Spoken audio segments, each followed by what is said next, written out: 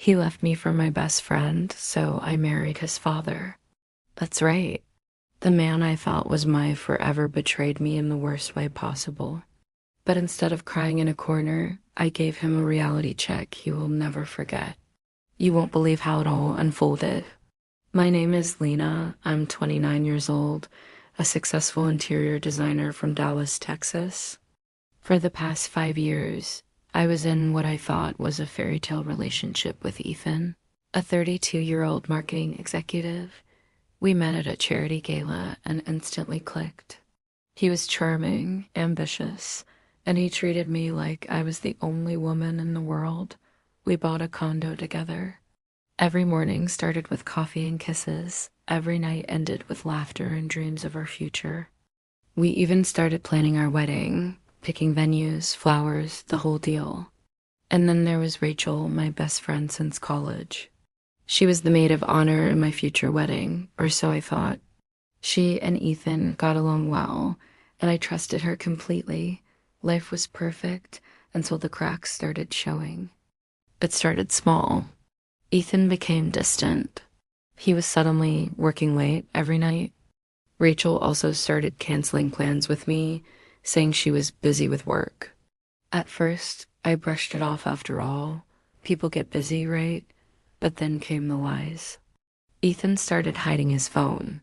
He'd step outside to take calls. When I asked what was going on, he snapped, saying, "You're being paranoid." Still, something didn't feel right. My gut was screaming. So I decided to test him. One Friday night, Ethan said he was going to a team dinner. Rachel told me she had a girls' night with coworkers. But something in me said check. I drove to Ethan's favorite hotel, the one he always mentioned for business stays. And there it was, his car parked right out front. My hands were shaking as I walked inside, but what I saw upstairs nearly broke me. Ethan, my fiancé, in bed with Rachel, my best friend, the woman who held me when I cried, the woman who promised to always have my back. She had her nails and ice back instead. I didn't scream. I simply walked out and started planning my revenge. I disappeared for a week, didn't answer calls, let them stew in silence. Then I RSVP'd to an exclusive gala, one where I knew Ethan's wealthy father, Richard, would be. Richard had always been kind to me, handsome, sophisticated, powerful, and when I showed up in that stunning red dress, his jaw nearly hit the floor.